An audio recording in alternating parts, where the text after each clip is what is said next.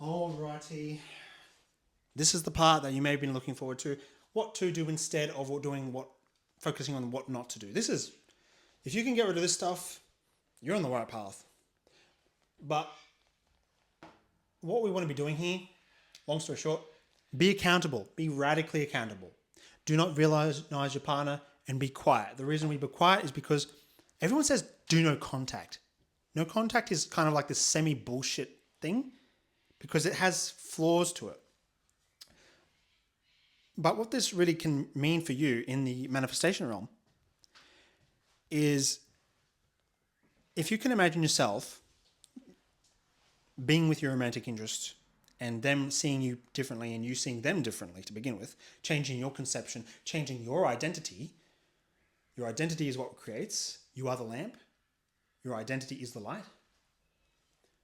The space, don't say, I'm going to give you space. Don't do that. Don't do no contact. You just sort of let them be in their own realm because it is by being in this distance at all that gives them the opportunity to start imagining you. How can you get hungry if you are eating, in the sense? To get hungry, you have to kind of stop eating food, right? To think about a thing, you have to be a bit distant from a thing. And this is why I say follow the law of rhythm in the Kabbalion. 2 steps forward, 1 step back. Take your time to move back a bit, and then sometimes you move forward. Step back, step forward. Some people even say no contact is like a dark alleyway. It's scary. Some people say no contact is the very thing that got them results. But I'm telling you, there's more to the story. Being quiet, silent. Silence makes you powerful, by the way. Read the 48 Laws of Power by Robert Greene. The quietness gives them the opportunity to imagine the same towards you. How do I know this? Because think of yourself. You simply being distant from them is already what's causing you to think about them. Don't worry about whether or not they're thinking about you. By you thinking that is what was probably going to cause them to not want to think about you at all. How would you feel if your romantic interest witnessed you being like this panicky mess? I wouldn't want to be near a beggar who begs. Ugh, get away from me. It's no wonder they want to be distant. But I know this because there's this kind of this lovely lass that I watch on TikTok sometimes, and she said, well, she identifies as an avoidant, but I don't personally buy it. I think she's sort of half full of shit. But she said something very interesting. She's like, oh, we like being distant because then I can start thinking about you. Or at least that's how I interpreted it, because that's what you need. You need this romantic interest to imagine in her own world.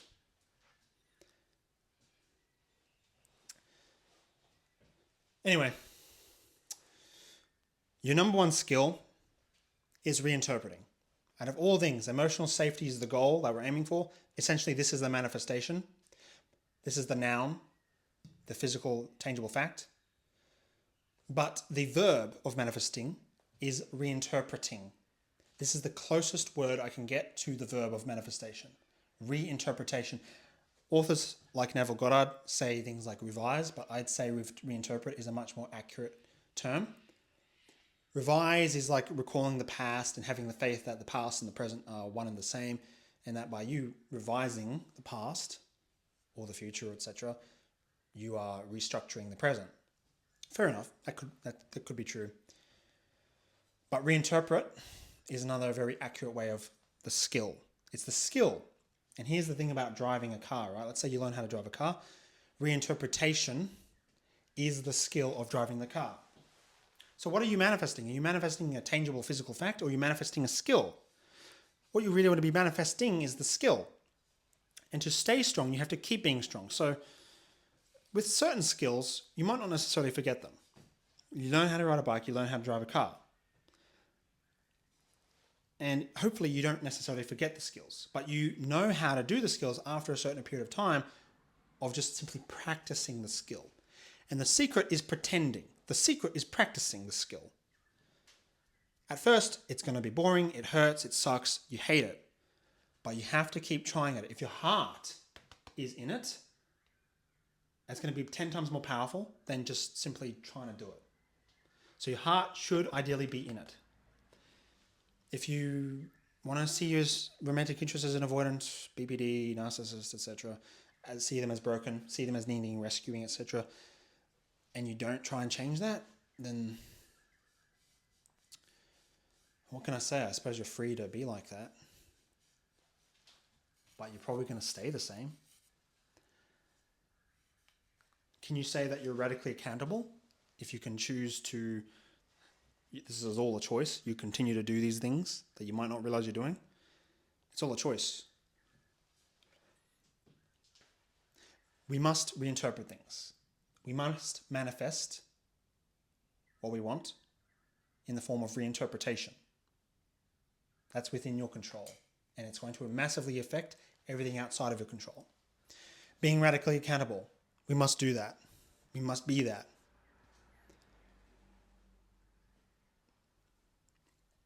That is the number one mindset that's going to help us move forward. We don't worry about their contribution, we only worry about our contribution.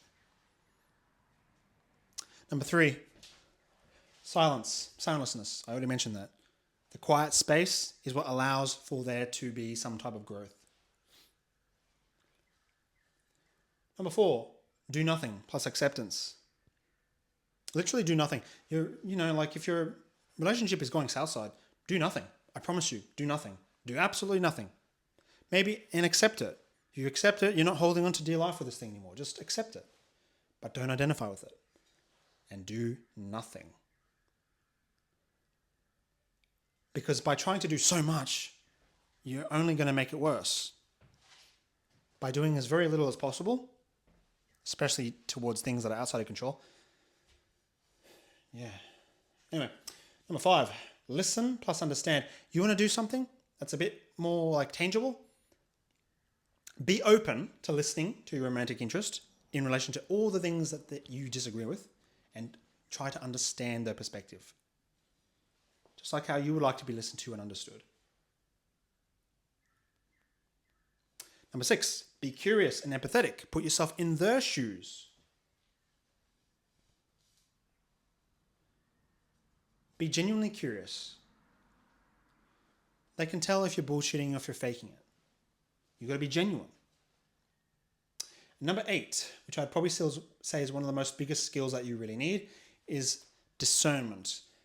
This course isn't about discerning in itself, but discernment basically kind of means weighing the evidence and weighing the pros and cons and determining what is true and what's false. So don't rely on me to determine what's true and false for you. You must use your discernment. The only book I can rely on that actually mentions this a few times would be the Bible. Use discernment. Let the reader use discernment. I think the book of Matthew in the Bible says when it comes to the apocalypse, the end of the world, and everyone's forced to get the mark of the beast, which is like either an electric tattoo or a microchip that's implanted in your forearm, and you're not allowed to buy or sell things unless you get the mark of the beast. He says, let the reader use discernment, because the mark of the beast is a number that equates to 666. So you have to use your discernment to figure out that number. And anyone who gets the mark of the beast will become an enemy of God just like that. And you will share in the fire from heaven, should I say, that will come down upon the politicians of the earth when they declare peace and security. If you don't know, the Koof jabs were simply the beginning of the mark of the beast experiment. How many people will comply to get the Koof jab? How many people? The rich and the poor will all be compelled at gunpoint to get the mark of the beast. And this is basically the end times, the apocalypse. I already stated earlier, number 9, emotional safety is the manifestation. That's the goal. But it's also the byproduct. So you don't need to worry about this one too much. Just know that that's your goal. This is what we're trying to create. We create it by reinterpreting everything, by not doing this bullshit, by using discernment, by being radically accountable, by being silent and quiet and just imagining, using our consciousness, our light, manifesting the verb, reinterpreting, to acquire this emotional safety.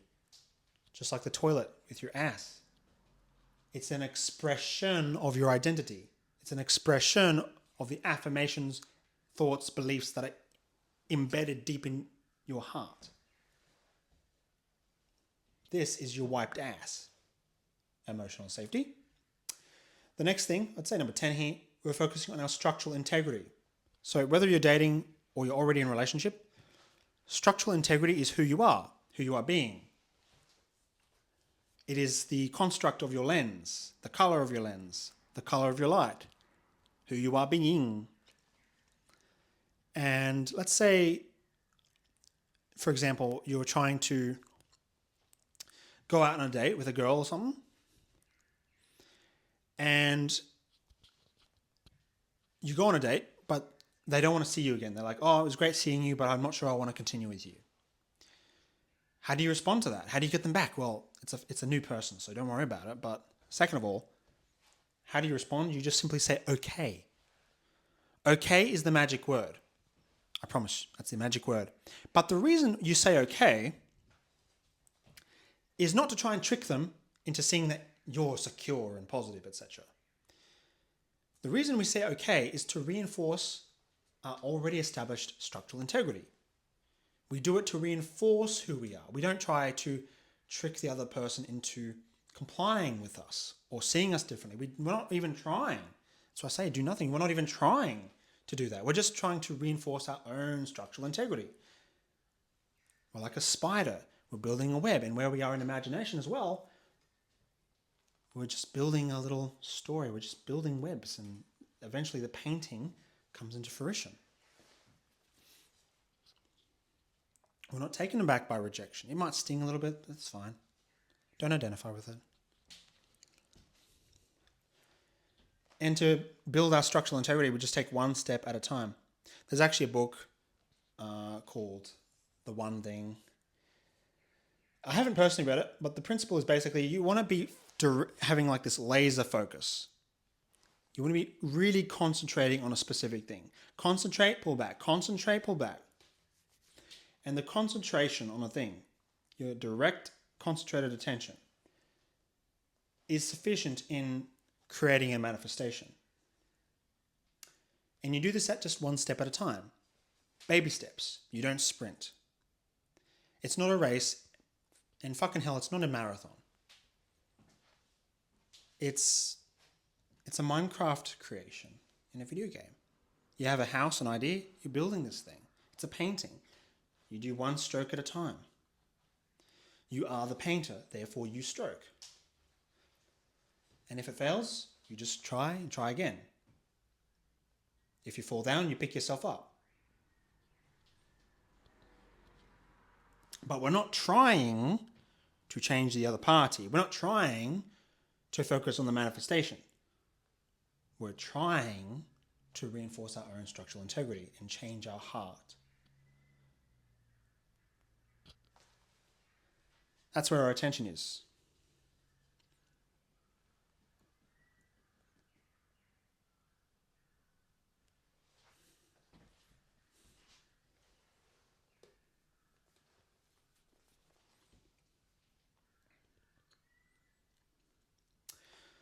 I'm probably going to end this course a little earlier than I imagined. And I'm going to focus maybe on only one or two things left. And in relation to your romantic interest changing the way they see you, or you being in control of your mind, therefore controlling their mind,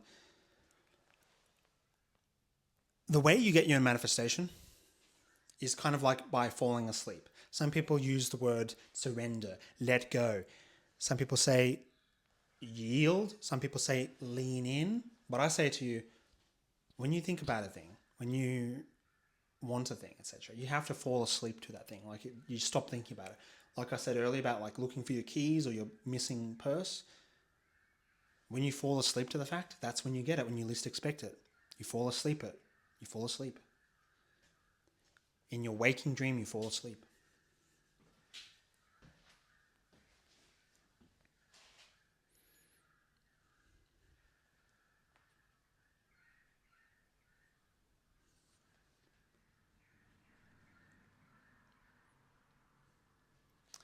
Also, if you haven't got my course called The Love Triangle, the most important principle I need you to take away with this, and it's just super foundational, is if you're in a relationship or if you're just trying to learn how to date, you need to be having a reason to be together. Now, typically relationships, they're in the imaginative sense, so they don't need a lot of justification or reasoning to exist. But more in the dating phase, you definitely do need at least some type of reason. You need some type of mutual benefit, right? The reason to be together, hang out together. It should not be like a direct thing where the reason for being together is just each other. The reason needs to be something else. It needs to be a mutually beneficial reason that serves the self-interest of the other party and yourself. Because without that, if you don't have a reason that benefits the self-interest of the other party, then why the hell are you in a relationship? It doesn't even have to be a romantic relationship. It could be any relationship. Employee-employer relationship is the same. You have some type of mutually beneficial reason that serves the self-interest of the other party, and it serves your self-interest to a certain extent.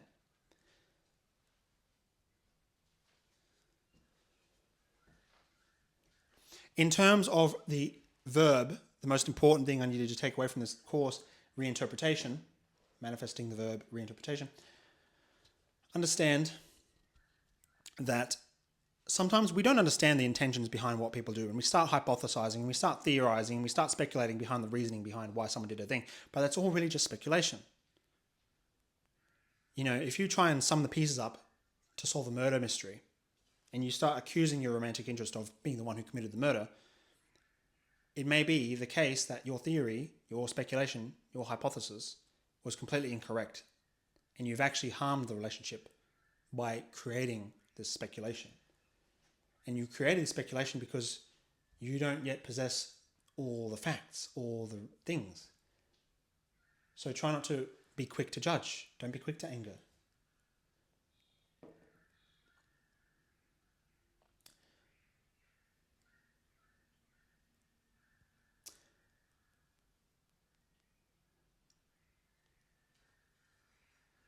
Keep in mind there could be more than one cause as well. There's like multiple factors.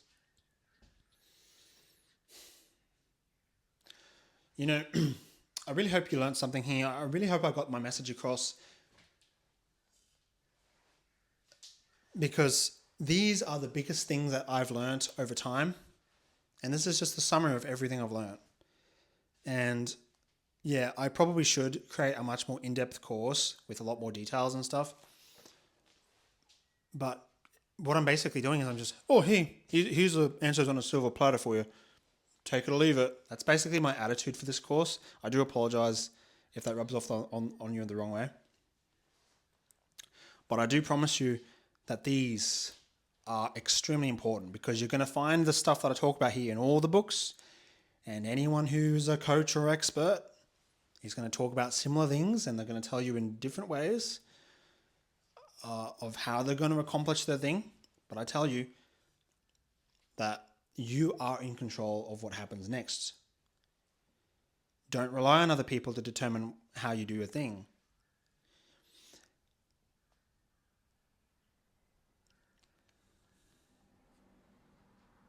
There is more than one way to skin a cat.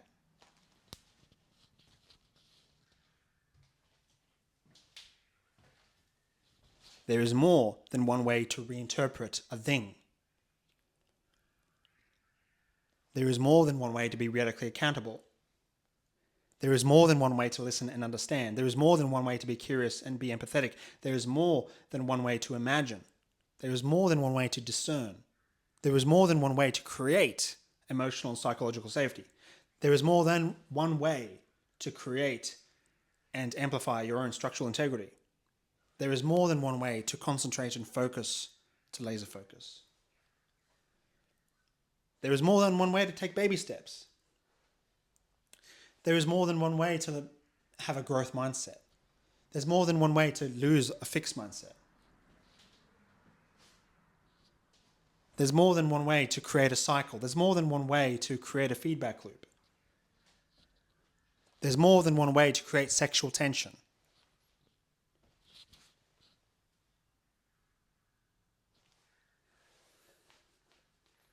There's more than one way to change someone's perception. There's more than one way to change your own perception. There's more than one way to relax and say, okay. There's more than one way to sort of fall asleep in order to have your manifestation just magically appear.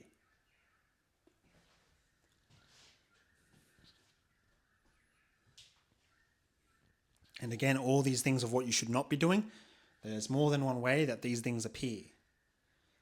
And there's more than one way that people describe these things, and there's more than one way that people live out these things. There's more than one way that people define these things. That's it for this lesson. Hope you enjoyed. If you need to contact me one-on-one, you know where to find me.